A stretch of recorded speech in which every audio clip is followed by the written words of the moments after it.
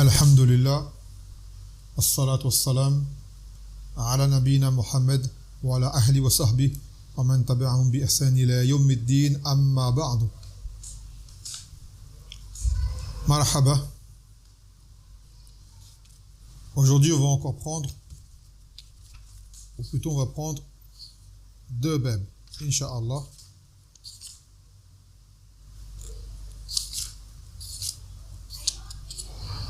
Inch'Allah ta'ala. La dernière fois, on a eu trois bab, trois chapitres. Le premier, c'était le fait de se nommer Bi Qadi al-Quda, le juge des juges, c'est-à-dire tout nom qui a une connotation d'extrême et d'absolu, dans un qualificatif de virtuosité, de perfection. Car cela ne revient qu'à Allah, comme le fait de s'appeler le roi des rois. Et on avait donné même l'exemple que les gens donnent comme surnom aujourd'hui, qui est Gaout, qui est le greatest of all time, le meilleur de tous les temps, comme disent en anglais. Désolé, mon anglais n'est pas terrible. Après, on avait pris Bab ihtiram asma'illah wa taghyir al-ism li ajli dhalika, le fait de respecter les noms d'Allah et de devoir même les changer lorsque cela est nécessaire. Comme cet homme qui s'appelait Abu al-Hakam, car al-Hakam min asma'illah. Donc il ne pouvait pas avoir une kunya avec Abu al-Hakam. Et ensuite on avait pris ceux qui se moquent de la religion d'Allah Azza wa Jal, qui la prennent en raillerie ou qui la méprisent, la dénigrent, que ce soit la religion, que ce soit le prophète Mohammed sallallahu alayhi wa sallam, et voire même dans certains cas les croyants. Naam. اليوم نخوض باب قول الله تعالى وَلَئِنْ أَذَقْنَاهُ رَحْمَةً مِنَّا مِنْ بَعْدِ ضَرَّاءٍ مَسَّتْهُ لَيَقُولَنَّ هَذَا لِي. Dans le sens où Allah a dit, si jamais nous lui faisons goûter, c'est-à-dire à l'être humain, une rahma de notre part, après qu'il ait goûté la difficulté, il dira, cela me revenait, cela je le méritais. Vous voyez là, c'est de l'audace envers Allah subhanahu wa ta'ala, que lorsqu'une personne est en difficulté, puis que Allah l'en est soulagé de sa difficulté, il s'en vient un fanfaronnement, disait de toute façon je le méritais. Mais tu es qui pour mériter quoi? Allah ne te doit rien. Allah Azza wa Jal ne te doit rien, c'est toi qui lui dois tout. S'il veut, il soulage, et s'il veut, il te laisse dans ta difficulté. Et à la base, la réaction à avoir dans une situation, c'est de remercier.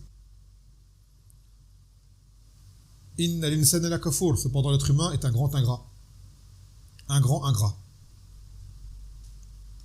Donc là on y voit qu'il nous est obligatoire, et chose qu'on répète fréquemment, de remercier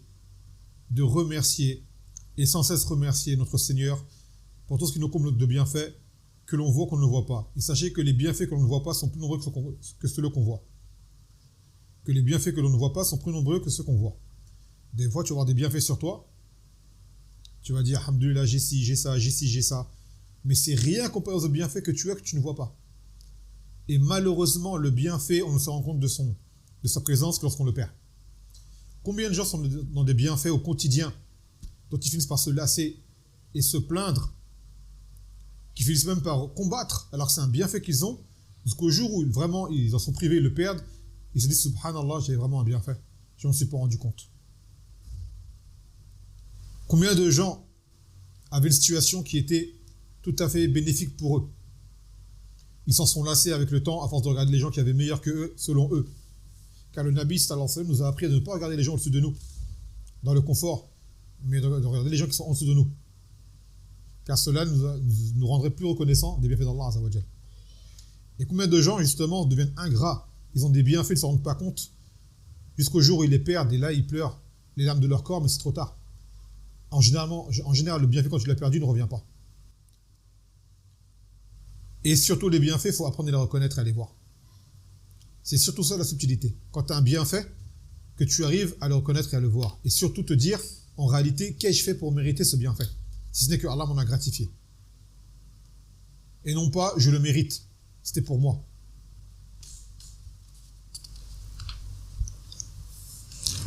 Donc agir de la sorte, c'est une forme d'audace et d'ingratitude.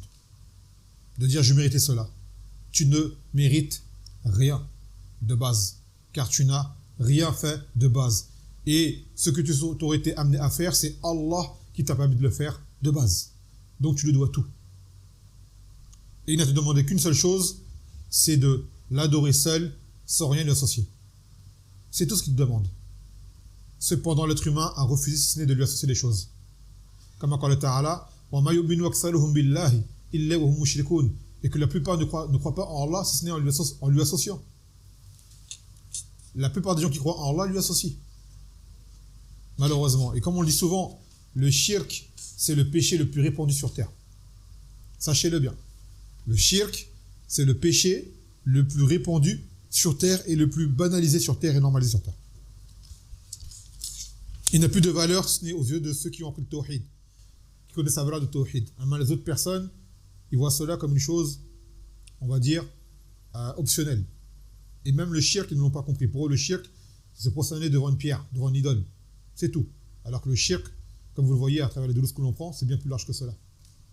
Ça touche bien des abouab. Et que même des gens qui se disent sunnis salafiyoun ne se croient pas à l'abri. Il y a des bèbes qui sont plus subtils que d'autres et des bèbes auxquels nous sommes plus exposés que d'autres. Wallah al-musta'an. Wal ma'soum man asama Allah. Et que celui qui sera préservé, celui que Allah aura préservé. Donc à travers ce verset, on y voit que le bien et le mal, les deux sont prédestinés par Allah. Car dans le verset, il dit si jamais nous lui faisons goûter une rahma après un mal qu'il aurait touché, donc ce mal t'a touché parce qu'Allah a voulu qu'il te touche. Et cette rahma t'a été accordée parce que Allah te l'a accordée. Donc tout vient d'Allah subhanahu wa ta'ala. Yaqul wujub shukr an-ni'am. L'obligation de remercier les bienfaits. C'est une obligation pour nous que d'être reconnaissant. Dans le Coran, Allah dit que ton Seigneur a proclamé que si jamais vous remerciez, je vous rajouterai encore. Et que si jamais vous êtes ingrat, que mon châtiment est dur. Mon châtiment est dur. Donc Allah ya ibadallah fi ni'amillah azza wa jal. Il faut craindre Allah lorsqu'on a des bienfaits. S'y accrocher. Et patienter dessus, même si des fois on s'en lasse. Et on croit que cette chose-là nous nuit, alors qu'en réalité elle est un bien. Il faut patienter et s'y accrocher. Et s'y accrocher, car comme je vous le dis, vous ne sentirez l'amertume de la perte du bienfait que le jour où vous l'aurez perdu. Et ce jour-là, il est trop tard. Combien de frères avaient des femmes vertueuses auprès d'eux, des femmes de valeur auprès d'eux, mais à force de ne pas baisser le regard et de regarder à droite à gauche, ils ont fini par négliger leurs femmes et les divorcer. Alors que c'était des femmes, tout ce qu'il y a de plus correct, serviables, humbles, modestes, obéissantes, affectueuses. Non. Comme il a vu une autre femme dans la rue, ou sur les réseaux, ou je ne sais où, ou qui s'est fait un fantasme de femme qui n'existe pas sur Terre, et bien voilà, ce qu'il avait comme bien, il ne l'a pas vu, il l'a perdu, il l'a rejeté. Ou le contraire, combien de femmes avaient des maris qui les préservaient, qui les sécurisaient, qui leur accordaient de leurs besoins, qui les dirigeaient, ainsi de suite. Mais malheureusement, pareil pour avoir vu un autre homme plus beau, plus riche, ou alors tout simplement pour avoir eu des ambitions autres que celles de la religion, c'est-à-dire de vouloir trop travailler, de vouloir faire des choses qu'Allah ne leur a pas demandé de faire, et que le mari n'a pas voulu, alors ils ont voulu s'en séparer, et ainsi de suite. C'est ce qui est le plus présent, et une fois que le divorce est passé, il n'y a que les yeux pour pleurer. Que les yeux pour pleurer. Ou, dans d'autres cas, des gens qui avaient des situations qui étaient tout à fait à leur... qui les satisfaisaient, mais ils voulaient plus.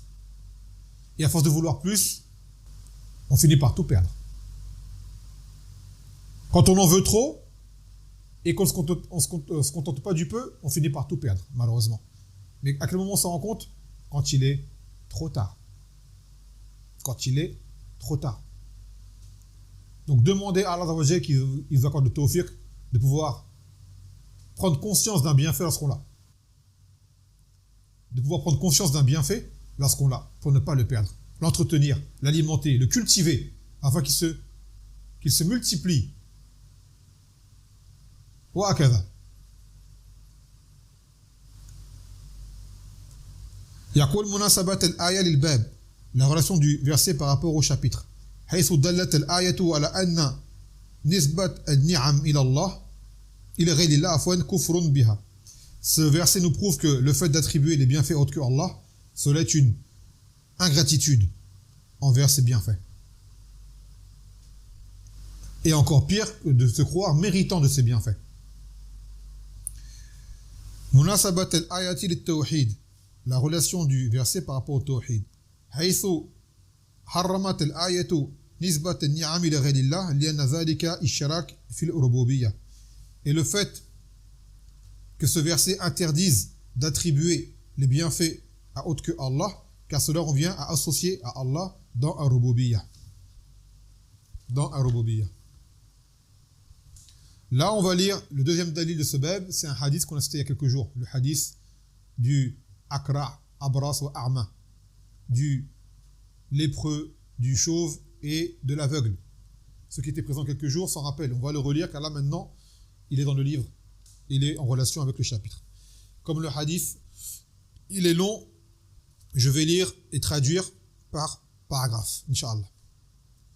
يقول عن أبي هريرة رضي الله عنه أنه سمع رسول الله صلى الله عليه وسلم يقول إن ثلاثة من بني إسرائيل أبرص وأقرع وأعمى فأراد الله أن يبتليهم. Donc il a dit le Nabi sallallahu alayhi wa sallam qu'il y avait avant vous trois personnes dans les Bani Israël. Un qui était lépreux, un qui était chauve, un qui était aveugle, et que Allah a voulu éprouver. فبعث إليهم ملكا فأتى الأبرص فقال أي شيء أحب إليك قال لون حسن وجلد حسن ويذهب عني الذي قد كثرني الناس قال فمسحه فذهب عنه كثره فأعطي لونا حسنا وجلدا حسنا قال فأي المال أحب إليك قال الإبل أو البقر شكل إسحاق الراوي فأعطي ناقة عشرا وقال بارك الله لك فيها. Donc cet ange s'est rendu auprès du premier qui était l'Abras, le lépreux. Et il y en a qui disent lépreux, et en fait c'est aussi une maladie de la peau. Vous savez, des fois des gens ont des taches sur la peau, une partie qui est claire, une partie qui est foncée. Et des fois c'est peut-être ça qui évolue.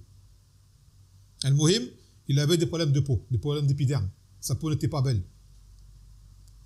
À tel point que les gens, il répugnait les gens et les gens ne voulaient pas rester avec lui. Donc cet ange lui a dit, quelle est la chose qui t'est la plus aimée, que tu aimerais avoir? Il a dit, une belle peau, une belle couleur, une belle peau. Et que se dissipe cette chose qui répugne les gens, par laquelle je répugne les gens. Donc de là, l'ange l'a touché et il fut guéri. Il reçut une belle peau et une belle couleur. Il lui a dit par la suite, et quels sont les biens que tu préfères, les biens matériels que tu préfères? Il a dit, les chameaux ou les bovins. Le rapporteur, il a douté, mais apparemment c'est les chameaux. Il lui fut donné une chamelle pleine, et l'ange lui a dit qu'Allah lui mette la baraka. فأتى الأقرع فقال أي شيء أحب إليك قال شعر حسن ويذهب عني الذي قد كثرني الناس به فمسحه فذهب عنه وأعطي شعرا حسنا فقال أي المال أحب إليك قال البقر أو الإبل فأعطي بقرة حاملة قال بارك الله لك فيها. Après il lui a été dit, donc après l'ange s'est rendu auprès du chauve. Il lui a dit, quelle chose que tu préférais avoir? Il a dit, des beaux cheveux, et que disparaît cette chose par laquelle je répugne les gens, c'est-à-dire être chauve. À l'époque, c'est pas comme maintenant. Aujourd'hui, les gens se rasent la tête, c'est une autre époque. Mais à l'époque, les cheveux, d'accord, étaient une grande marque de beauté et de valeur. Généralement, il était rare de voir des gens se raser la tête. Al-Muhim, il a dit qu'il voulait avoir une belle chevelure. Et de là, l'ange le toucha et il lui fut accordé une belle chevelure. Après, l'ange lui a dit, et quels sont les biens matériels que tu préfères? Il a dit, les bovins. Et lui fut donné une vache pleine. Et l'ange lui a dit, Barakallahu laka fiha. فأتى الأعمى فقال أي شيء أحب إليك قال أن يرد الله إلي بصري فأبصر به الناس فمسحه فرد الله إلي بصره قال فأي المال أحب إليك قال الغنم فأعطي شاة والدا فانتج هذا وولد هذا فكان لهذا واد من الإبل ولهذا واد من البقر ولهذا واد من الغنم. Après, l'ange s'est rendu auprès de l'aveugle et lui a dit, qu'est-ce que tu préférais avoir? Il lui a dit que Allah me rende la vue afin que je puisse voir les gens. Là, l'ange l'a touché et il retrouva la vue. Puis il lui dit, quels sont les biens matériels que tu préférais? Il a dit, les ovins. Vous savez, tout ce qui est chèvre, mouton, brebis, et ce qui s'ensuit. Et de là, il lui fut donné une brebis pleine. Et l'ange dit, Barakallahu laka fiha. Naam. Donc chacun par la suite a vu ses biens se multiplier.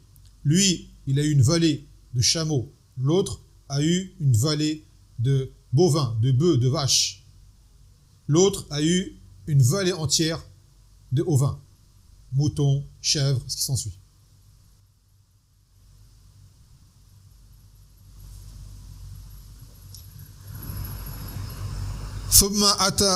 ثم إنه أتى الأبرص في صورته وهيئته فقال رجل مسكين قد انقطع بي الحبال في سفري فلا بلاغ لي اليوم إلا بالله ثم بك أسألك بالذي أعطاك اللون الحسن والجد الحسن والمال بعيرا أتبلغ به في سفري فقال الحقوق كثيرة فقال له كأني أعرفك ألم تكن أبرص يذكرك الناس فقيرا فأعطاك الله عز وجل المال قال إنما ورثت هذا المال كابرا عن كابر فقال إن كنت كاذبا فسيرك الله إلى ما كنت.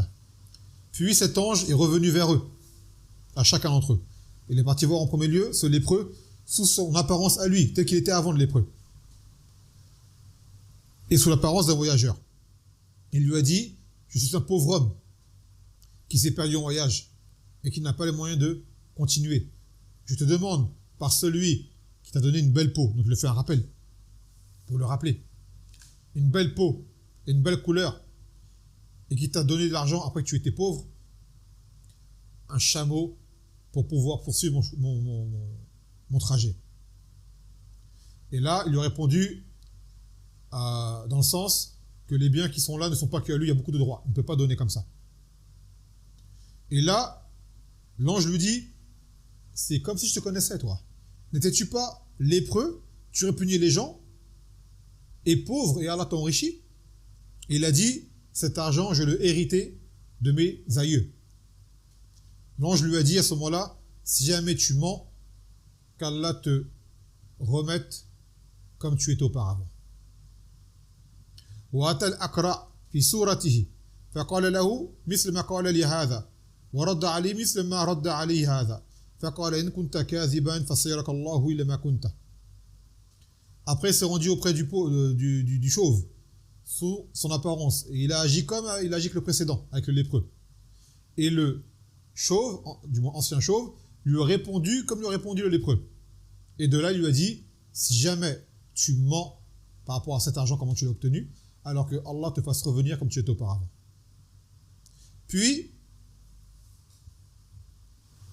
وآتى الأعمى في صورته فقال رجل مسكين وابن سبيل قد انقطعت بي الحبل في سفري فلا بلغ لي اليوم إلا بالله ثم بك أسألك بالذي رد عليك بصرك شاة أتبرع بها في سفري فقال قد كنت أعمى فرد الله إلي بصري فخذ ما شئت ودع ما شئت فوالله لا أجهدك اليوم بشيء أخذته لله فقال أمسك عليك فإنما ابتليتم فقد رضي الله عنك وسخط على صاحبيك.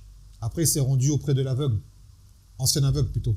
Il lui a dit, sous son apparence, tel que l'aveugle était auparavant. Donc c'est l'apparence d'un aveugle lui-même. Il lui a dit, je suis un pauvre homme, perdu, qui ne peut plus poursuivre son voyage. Je te demande par celui qui t'a rendu la vue, une brebis par laquelle je pourrais poursuivre mon trajet. Et là, l'homme lui a dit, j'étais aveugle, Allah m'a rendu la vue.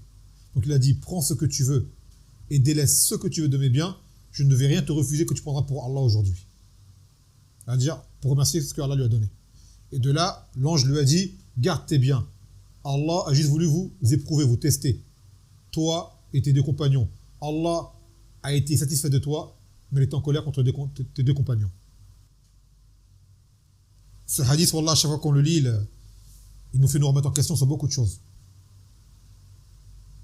Il nous fait remettre en question sur beaucoup de choses. Il joue sur les cœurs. Combien de choses on a reçues et au final, on a agi comme si de rien n'était. Après avoir oublié les difficultés qu'on a connues, on devient hautain et orgueilleux. Alors qu'on était parmi les plus bas des gens. Dans les situations de détresse, les plus intenses qui soient. Allah nous a soulagés et après, par la suite, nous voici qu'on oublie. On oublie très vite. L'être humain oublie très très vite. Donc là, on y voit comme fawaïd à travers ce hadith, Isbat mu'jizat lil Nabi sallallahu alayhi wa sallam. Qu'on y voit le miracle du Nabi sallallahu alayhi wa sallam, cette histoire dont il a été informé. ثانيا إثبات النعمة إلى غير الله كفر بها والسبب لزوالها. Que le fait d'attribuer un bienfait à autre que Allah, cela est une ingratitude envers ce bienfait et une cause pour que ce bienfait disparaisse. Car ces gens-là vont attribuer le bienfait à quoi? À leur héritage de leurs ancêtres, alors qu'à la base ils n'avaient rien, c'est Allah qui leur a tout donné par le biais de cet ange.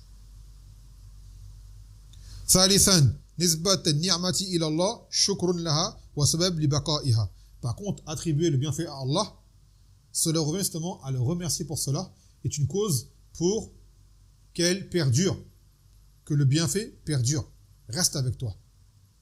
Il faut le remercier, s'y accrocher. رابعا إثبات المشيئة للمخلوق ولكنها تابعة لمشيئة الله وإرادته. Et on y voit que l'être humain, il a une volonté, mais que cette volonté également étant suivie de celle d'Allah Azza wa Jal. خامسا إثبات صفة الرضا لله تعالى. On y voit l'attribut de la satisfaction, de l'agrément d'Allah. Que Allah, il agrée des choses. سادسا إثبات صفة السخط لله. Qu'on y voit l'attribut de la colère. Que Allah Azza wa Jal se met en colère également.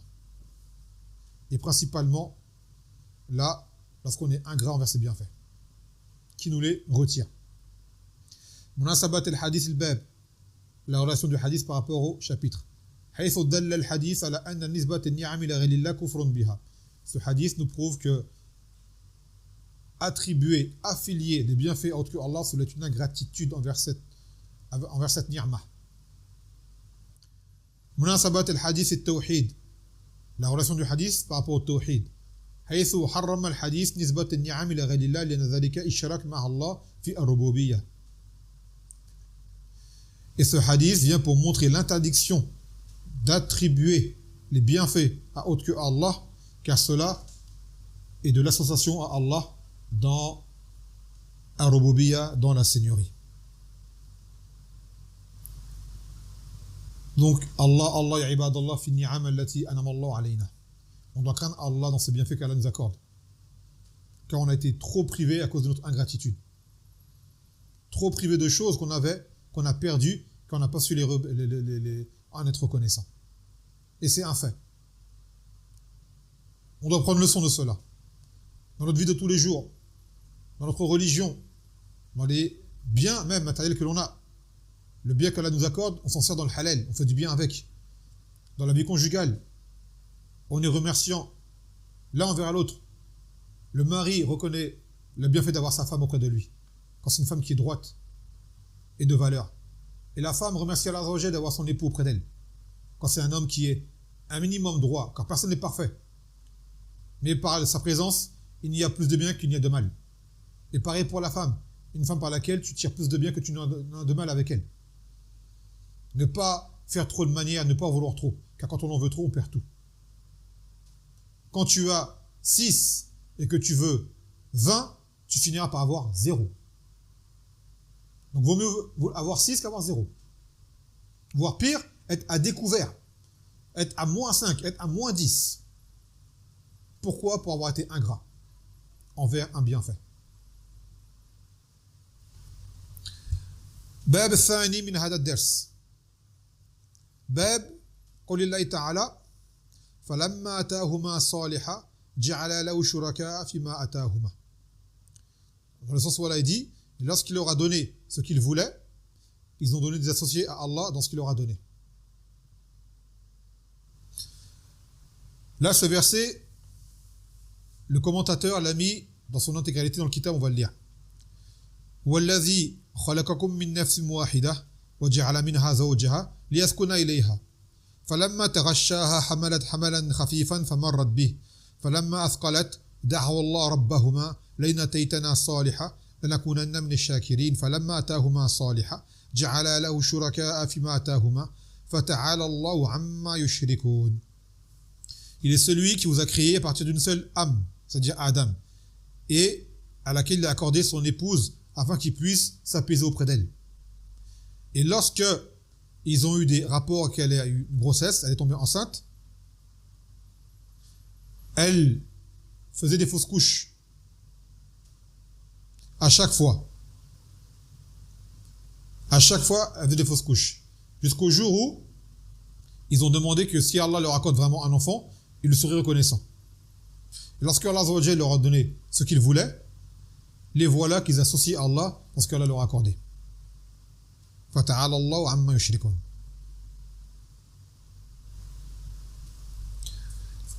Donc le début du verset concerne Adam et Hawa. Notre père Adam, notre mère Hawa. Et ensuite, un tafsir a été fait de ce verset qu'on va lire d'Ibn Abbas, et qui en réalité, ce tafsir, des ulama comme Sham Mokbil disent qu'il est munkar. Il a rejeté parce qu'il contient des faits qui contredisent des fondements de la religion. Donc ce Athar d'Ibn Abbas, quand on dit Athar, c'est pas Ibn Abbas qui a dit cela, mais ce qui lui a été attribué d'avoir dit. Cela est rejeté. Des savants l'ont affirmé, mais quand on va faire comprendre le wajh de la khata qui s'y trouve, vous allez comprendre pourquoi c'est à rejeter. Awalan, on va prendre les fawaïd du verset cité par l'auteur. Yaqul tafdil ar-rijal al-nisa haythu bada bihim fil khalq. On y voit la préférence des hommes sur les femmes du fait que Allah a commencé par créer l'homme en premier et qu'il a créé la femme à partir de lui. Et c'est un fait qu'on répète souvent aux sœurs, ne le prenez pas comme une offense ou un rabaissement. C'est Allah qui en a décidé de la sorte. Que l'homme a une prédominance sur la femme. C'est son décret. Ce n'est pas l'homme qui a demandé ça ou quoi. C'est une chose qu'Allah a décidé pour sa sagesse, il sait pourquoi. Donc il n'y a aucun rabaissement pour la femme. Il n'y a aucune misogynie envers la femme. Il n'y a aucun dénigrement de la femme en cela. C'est une chose qu'Allah a voulu. Et Allah Azza wa Jalla, son jugement, il est parfait. Et chacun ne vivra dans le bonheur que lorsqu'il acceptera le décret d'Allah Azza wa Jalla. Maintenant, celui qui veut combattre le décret d'Allah et vouloir prendre une place qui n'est pas la sienne, il va se fatiguer et sera malheureux toute sa vie.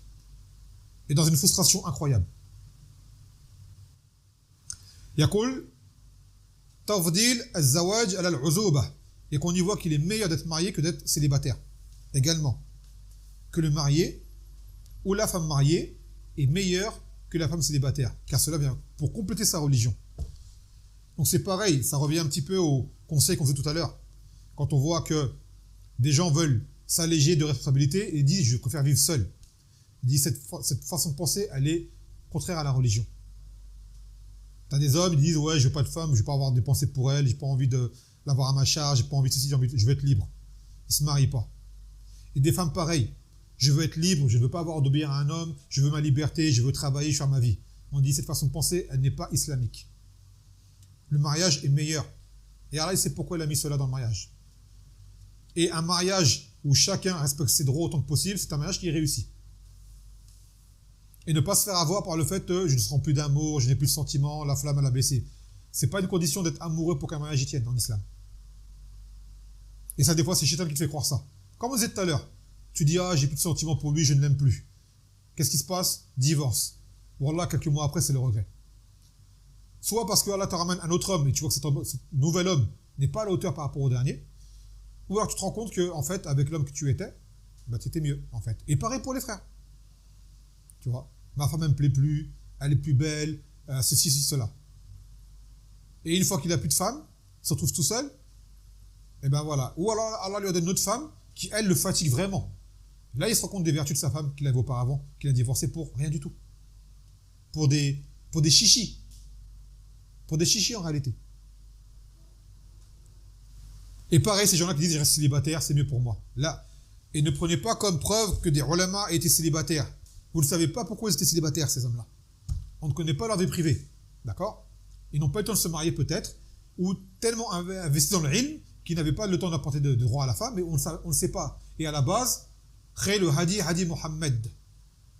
La meilleure des guidées, celle de Muhammad. وقال الله عز وجل لقد كان لكم في رسول الله أسوة حسنة لمن كان يرجو الله واليوم الآخر وذكر الله كثيرا. Vous avez certes dans le message d'Allah un exemple, un excellent exemple pour qui croit en Allah au jour dernier et espère Allah le jour dernier et se rappelle d'Allah énormément.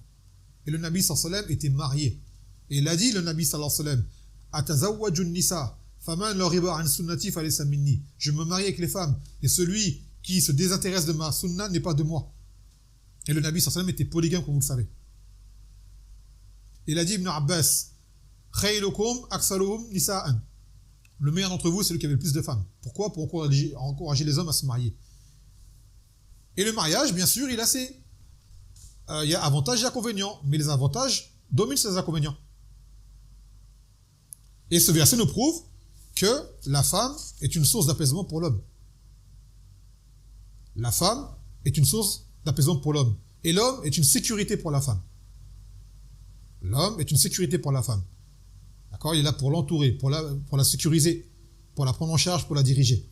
Et la femme, elle est là, elle, pour le soutenir, pour le servir. Quand on dit servir, dans la mesure du possible, bien sûr. Et est une source de bonheur pour lui. Et l'a dit le Nabi sallallahu alayhi wa sallam, Ana dunya mata' wa khayl mata' al-mar'a salihah. Que ce bas monde est une jouissance, et la meilleure des jouissances, c'est la femme pieuse. La femme pieuse. Après, la femme n'est pas parfaite. Tout comme l'homme n'est pas parfait.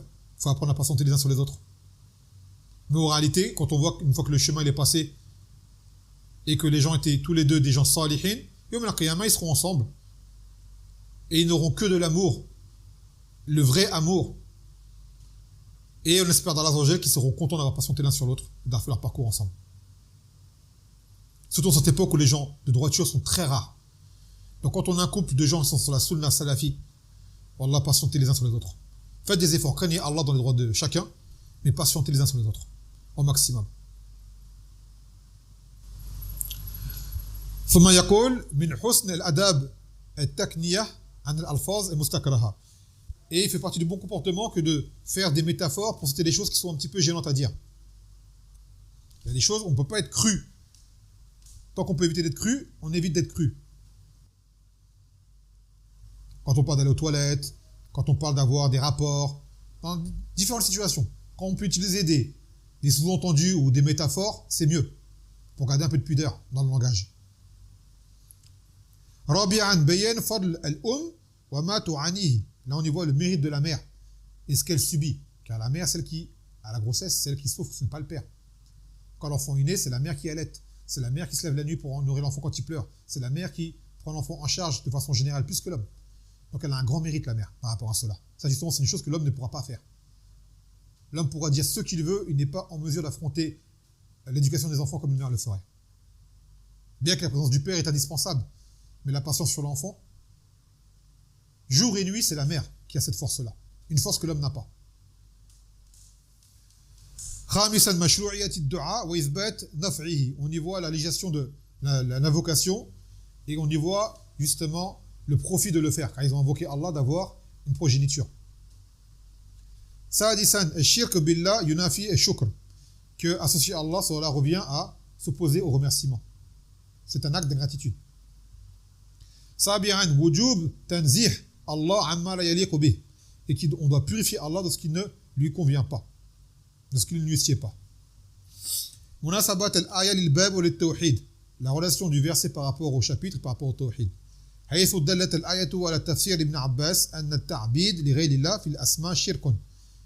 Et là on va y voir que par rapport au tafsir d'Ibn Abbas que le fait de nommer un enfant, enfin une personne, par un ta'bid. C'est quoi le ta'bid? C'est le fait de dire Abd, Abdullah, Abdurrahman, Abdurrahim, Abdul Malik, Abdul Qawi, Abdul Quddus, Abdul Qayyum, et ainsi de suite. C'est-à-dire le serviteur de. Cela, on ne le fait qu'avec le nom d'Allah Azza wa Jal. Car dans le tafsir du verset, vous allez comprendre pourquoi. Quel était le shirk qui a été commis. Donc là, c'est le deuxième dalil. Enfin, dalil, c'est pas un dalil en fait. Mais que l'auteur a mis comme dalil dans ce bab et qui en fait qui est le tafsir du verset que l'on vient de lire. وعن ابن عباس في الآية لما تغشاها آدم حملت فأتاهما إبليس فقال إني صاحبكما الذي أخرجكما من الجنة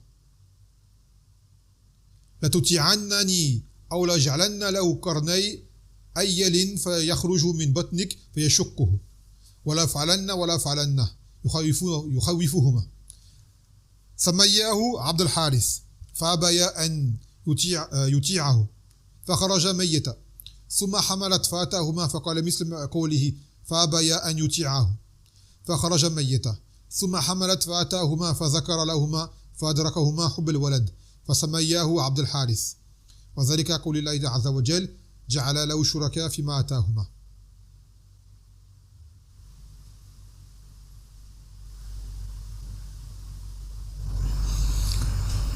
طيب. Donc maintenant, ce athar, Ibn Abbas il dit, là je crois que l'auteur ne l'a pas dit, mais il attribue cela à Hawa ou à Adam. Que lorsque Adam a eu des rapports avec Hawa, elle est tombée enceinte. Donc là c'est vrai. Et de là, Iblis est venu auprès d'eux et il leur a dit, c'est moi qui vous ai sortis tous les deux du Jannah. Donc, vous allez m'obéir. Sinon, cet enfant, je vais faire en sorte qu'il sorte avec des cornes de cerf et qu'il va déchirer ton ventre. En parlant à Hawa. Et je vais faire. Genre, il le menace. Et il voulait qu'il l'appelle Abd al-Harith. Car le Harith, c'est l'un des noms de Iblis. Donc, Abd al-Harith, ça veut dire de al-Harith. Donc, il voulait qu'il l'appelle Abd al-Harith. Ils ont refusé. L'enfant est sorti, mort. Puis, une autre grossesse est venue. Iblis est revenu avec les mêmes menaces, les mêmes intimidations. Ils n'ont pas obéi. L'enfant est sorti mort. Puis, troisième fois, elle est tombée enceinte. Et là, Iblis est revenu et a fait ses menaces.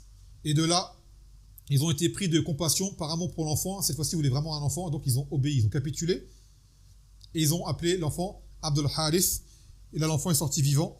Et donc, le fait que, le verset, lorsque Allah leur a donné ce qu'ils voulaient, ils ont associé à Allah en appelant Abdul Harith, cet enfant. Taïb. Donc, maintenant, on revient par rapport à ce tafsir. Ce tafsir, sous cet angle, est à rejeter. Pourquoi? Car Adam, alayhi salam, était un prophète. Et les prophètes sont infaillibles face au shirk. Asghar ou akbar. Donc, Adam n'a pas pu avoir fait cela. Ça, c'est de 1. De 2, comment est-ce que Adam aurait pu croire que Iblis aurait le pouvoir de donner des cornes de cerf à un enfant alors que ça, il n'y a que Allah qui peut le faire? Avoir un contrôle sur la création. Et Adam était un muwahid, savait que Iblis n'était pas en mesure de faire cela. Iblis n'a aucune part sur le contrôle de la création et de l'univers. Donc comment pourrait-il croire cela? Vous voyez? Donc cela également, c'est un point qui amène à rejeter ce tafsir attribué à Adam et Hawa. Par contre, il y a des ulama qui disent que cela est possible que ce soit déroulé avec un couple parmi les enfants de Adam, par la suite. C'est-à-dire parmi les humains, quoi, en fait. Mais Adam et Hawa, non. Cette histoire-là n'a pas pu leur arriver. Ce n'est pas possible. Voilà pourquoi c'est ce qu'on appelle ça munkar. Munkar, c'est-à-dire le athar, il est à rejeter. Mais le shahid à retenir, c'est le fait qu'il n'est pas permis de donner un nom de ta'bid à autre que Allah Azza wa Jal. Par exemple, des gens, ils appellent quelqu'un, vous allez trouver ça où? Chez les Nasara, par exemple en Égypte, dans les pays arabophones, où il y a des Nasara, comme en Égypte, ou au Liban, ou je ne sais où.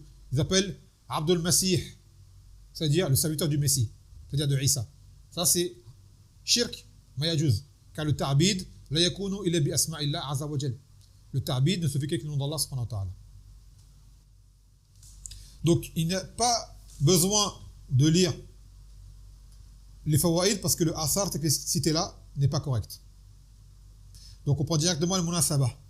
Munasabat al-athar lil-bab ou lil-tawhid. Donc maintenant la relation du athar par rapport au tawhid. حيث دل الآثار على أن التعبيد لغير الله في الأسماء شرك. Ce athar me prouve que le fait de donner un nom de ta'bid par autre que le nom d'Allah, cela est du shirk. Cela est du shirk.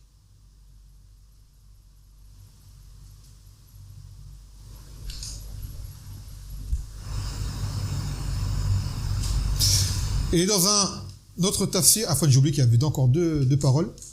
وله بسند صحيح عن قتادة قال شركاء في طاعته ولم يكن في عبادته.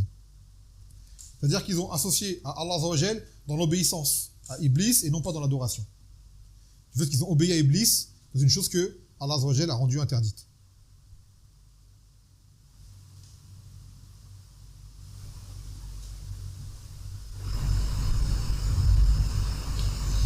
طيب هذا الذي أخذنا اليوم من هذا الدرس